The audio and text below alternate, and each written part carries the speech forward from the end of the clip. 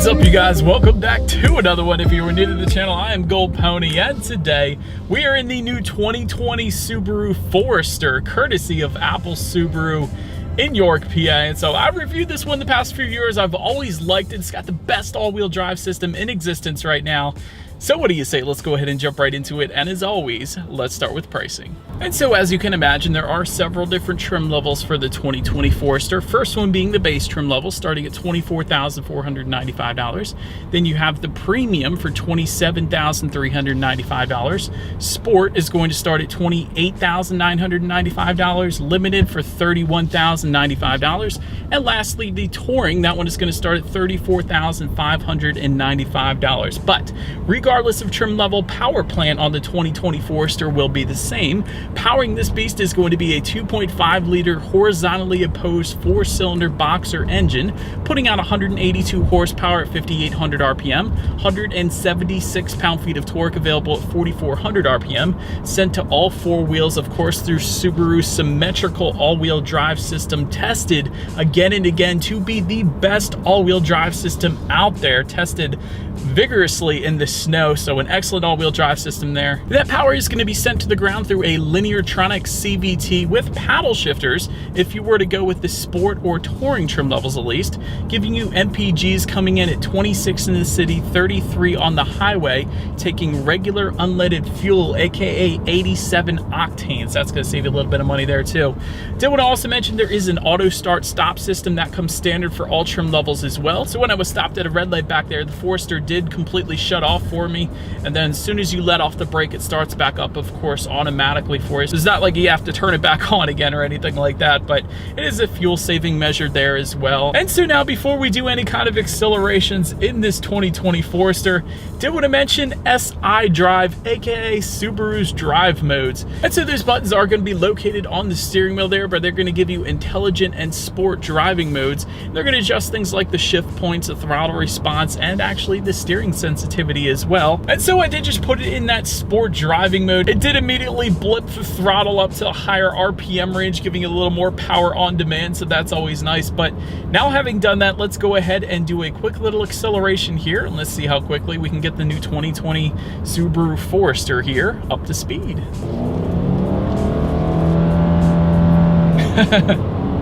It's not bad. Certainly no issues with merging onto the highway. I wouldn't have minded a turbocharged engine setup in the Forester, but definitely not too bad of an acceleration there. But to go along with that acceleration, as always, braking is equally important. And so up front, you're going to find 11.6-inch ventilated front discs if you went with the base or premium trim levels. And actually, those front discs are upgraded to 12.4-inch ventilated front discs if you were to go with the sport trim level and up. So we do have them today. And in the back, you're going to find 11.2-inch solid rear discs for all trim levels. As far as the braking feel goes, it's been perfectly fine. Certainly no issues with bringing the Forester to a stop. So definitely liking that. And then touching on suspension and handling a little bit, up front you're going to get a McPherson strut front suspension. In the back, a double wishbone type rear suspension with front and rear stabilizer bars. And as far as the ride quality goes, we're about to hit some seriously bumpy bumps here. Here it is. Not too bad. I've actually had much worse over those bumps because I always take the same test drive, I feel like, but definitely no issues with ride quality in my opinion. Steering feel is nice, especially in that sport driving mode. Not quite as heavy as actually the Honda Accord I recently just test drove, but a nice weight to it there. But so perhaps my favorite part about the suspension and handling segment of this review here, there is a button called X mode that we have here on this Forester, and that is going to give you normal, of course, that's what it defaults to, but also snow and dirt and deep snow and mud. And this is going to adjust everything from the traction control to the all-wheel drive system engagement. So it's really a benefit, especially with the amount of snow that we get here in Pennsylvania, at least, and anybody up north knows what I'm talking about here. That deep snow and mud mode will get used, and that X mode is essentially just an off-road system that the Subaru Forester comes with, so that is definitely a plus and something I had to mention as well. As far as cabin noise goes, there's a little bit of exterior noise coming into the cabin, but it's not too bad.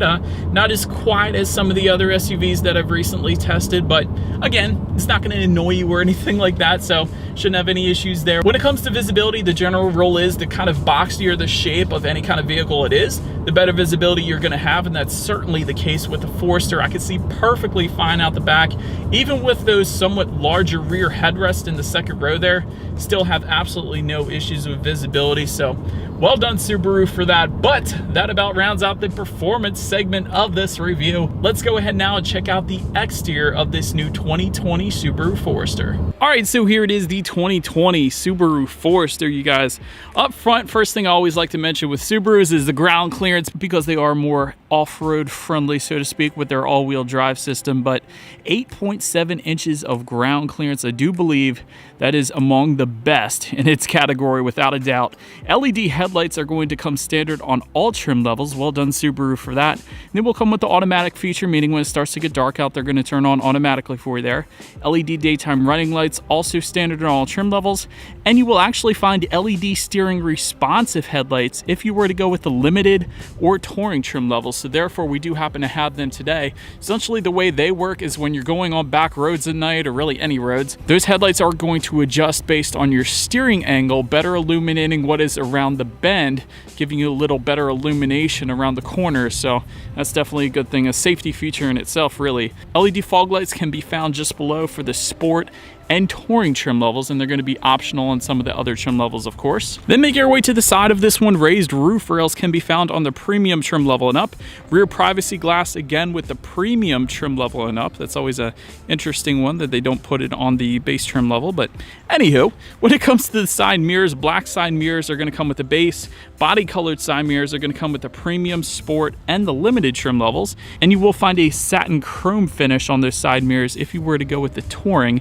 And by the way, those integrated turret signals that you're looking at right now, they are going to come standard on the sport trim level and up.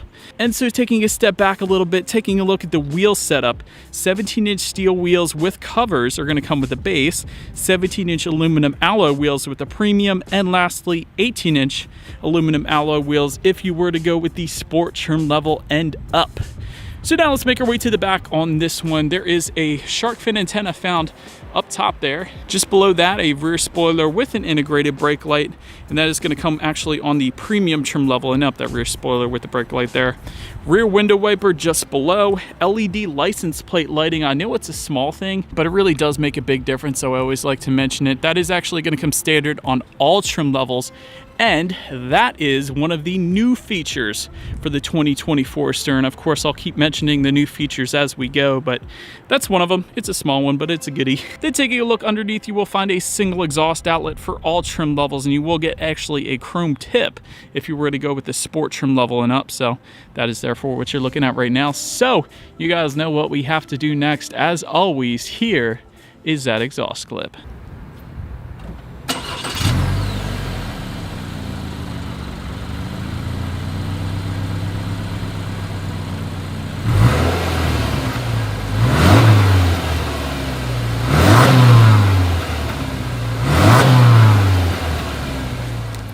Alright, so now since we are around back, when it comes to opening that rear liftgate, it is actually a power liftgate if you were to go with the limited or the touring trim levels. And by the way, that is optional on the premium and the sport, that power liftgate that is. But there actually is a button on the key fob, so simply just press that if you'd like to get it open. Once opened up, cargo capacity is going to come in at 35.4 cubic feet for the base trim level. It's actually going to differ here. For all other trim levels, it's going to come in at an even 33 cubic feet. And if that was not enough space, of course, those rear seats do fold down, bumping the cubic feetness up to 76.1 for the base, 70.9 cubic feet for all other trim levels though. But I did want to also mention in that cargo area, you can find cargo lighting for the sport and touring trim levels. There's some underfloor storage as well. And that's definitely always a plus. I use that in my own SUV, but that's going to come standard for all trim levels. Also grocery bag and tie down hooks also for every single trim level. Also use that all the time. Definitely very handy there. Making our way to the rear legroom, that is going to come in at 39.4 inches. So for reference, I'm an even 6 feet tall. This is how much space I have back there. You can also find a fold down center armrest with rear cup holders for the premium trim level and up. Rear USB charging ports for the sport trim level and up. You're going to have reclining rear seats If you were to go with the premium trim level and up, they're always nice. Heated rear seats, actually, if you went with the Touring, I love that, especially with Subarus known for being in the snow all the time. Heated rear seats are definitely a plus. Again, go with the Touring if you want that. And we do happen to have rear ventilation in this trim level today as well, so that's always a good thing. But making our way up to the front seats, they are manually adjustable seats for the base trim level, 10-way power adjustable driver's seat with power lumbar for the premium, sport, and limited. And that's probably actually the first thing I muttered to myself before I began this test ride, before I turned the camera on, was these seats are very, very comfortable. I'm definitely a fan, so if you have any kind of back issues, Subaru Forester is definitely where it's at there. Power passenger seat, if you wanted it, comes with the Touring. You will find a cloth finish with the base and premium.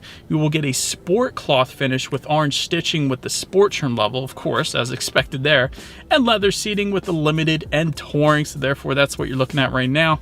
And you're going to have heated front seats. That's going to come with the premium trim level and up, and that button is located just to the right of the X mode button there. But then taking a look up front at the steering wheel, it is tilt and telescoping. It is leather wrapped for the premium trim level and up, and it is a texturized leather as well. There's different types of leather out there. Some of them are smooth leathers. This is a texturized one. Heated steering wheel will come with the Touring trim level and up. Also wanted to mention that we do happen to have that today, of course. But so then making our way to the startup, let me first start by showing you guys the key here. You do have all your buttons located on one side of the key. You have lock, unlock, and that button to pop the rear hatch. And by the way, the unlock button is the Subaru logo in the middle, by the way. But we do actually have a push button start here today. That is going to come with the sport trim level and up. It's optional on the premium. So all I am going to do is simply put my foot on the brake and press that engine start button located just by the driver's right knee there. And so, but then once started up, those gauges will do a full sweep. There is a tachometer on the left, speedometer is on your right. There's a digital display front and center, which can be controlled by using the steering wheel mounted controls. There's a couple different things you could check out there. Perhaps the main thing for me is the SI drive mode buttons. It's essentially going to tell you if you're in the intelligent driving mode or the sport driving mode, so that's definitely handy as well. Digital speedometer can be found in the middle. It tells you how many miles per gallon you're getting at any given time, so it's a pretty cool little system up there as well. And I did want to also mention there is a second gauge display, if you will, just on top of the infotainment system, and that is going to give you once again a ton of additional information, including the outside temperature, so that is always a good thing. Time of the day, climate control information. It's also going to tell you your safety features as well as the angle of the Forester, so if you're going up a mountain, it's going to display that as well. That's pretty cool.